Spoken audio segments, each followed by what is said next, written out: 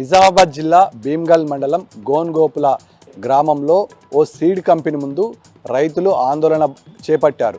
నకిలీ విత్తనాలను అమ్మారని ఆరోపిస్తూ శ్రీరామతో పాటు ఇటు కావేరి విత్తనాలను నకిలీవి అమ్మడం జరిగిందని, ఆ విత్తనాలు వేసి నష్టపోతున్నామని రైతులు ఆందోళన చేపట్టారు.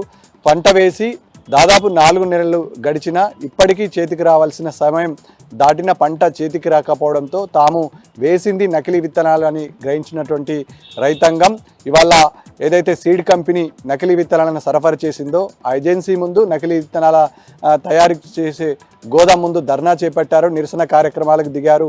దాదాపు 100 ఎకరాల్లో నకిలీ విత్తనాలు సరఫరా చేసినట్టుగా ప్రాథమికంగా అధికారులు గుర్తించారు. క్షేత్రస్థాయిలో ఇప్పటివరకు పంట చేతికి రాకపోవడంతో రైతులు ఆందోళన బాట పట్టారు. సీడ్ కంపెనీలపై తక్షణమే చర్యలు తీసుకోవాలి, ఫీడీ యాక్ట్ నమోదు చేయాలని రైతులు డిమాండ్ చేస్తున్నారు. పంట నష్టం జరిగింది కాబట్టి ప్రభుత్వమే తక్షణమే ఆదుకొని సంబంధిత అధికారులతో పాటు ఈ అంశం పట్ల నిర్లక్ష్యం వహించినటువంటి ఏవో కానీ అగ్రికల్చర్ జేడీ పైన తక్షణమే చర్యలు తీసుకోవాలని రైతులు డిమాండ్ చేశారు. గతంలో ఎన్నడూ లేని విధంగా నకిలీ విత్తనాలు మళ్ళా జిల్లాలో వెలుగు చూడడంతో రైతుల్లో ఆందోళన వ్యక్తం చేస్తుంది. పంట వేసి 4 నెలలు గడిచిన ఇప్పటి వరకు వరి పంట చేతికి రాకపోవడంతో రైతులు ఆందోళన వ్యక్తం చేస్తున్నారు. మరికొంత ఈ నకిలీ విత్తనాలు పంట వేసి నష్టపోయామనే అభిప్రాయం సర్వత్రా వ్యక్తం కావడంతో రైతులు ఆందోళన చెందుతున్న పరిస్థితి స్పష్టంగా కనబడుతుంది. నిజామాబాద్ జిల్లా బోధన్ పిఎస్లో జరిగినటువంటి అవమానకరమైన ఘటనపై నిజామాబాద్ పోలీస్ కమిషనర్ సీరియస్ అయ్యారు.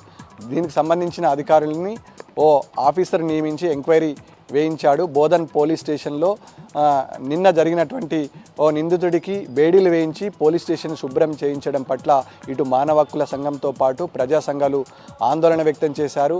నిందితుడి పట్ల సుప్రీంకోర్టు గైడ్లైన్స్ ప్రకారం ఆ రకంగా వివరించడం సమంజసం కాదని, తక్షణమే సంబంధిత బాధ్యుడైన అధికారిపై చర్యలు తీసుకోవాలి అని మానవ హక్కుల సంఘంతో పాటు ప్రజా సంఘాలు ప్రధానంగా డిమాండ్ చేసిన పరిస్థితి నిజామాబాద్ జిల్లాలో చోటు చేసుకుంది.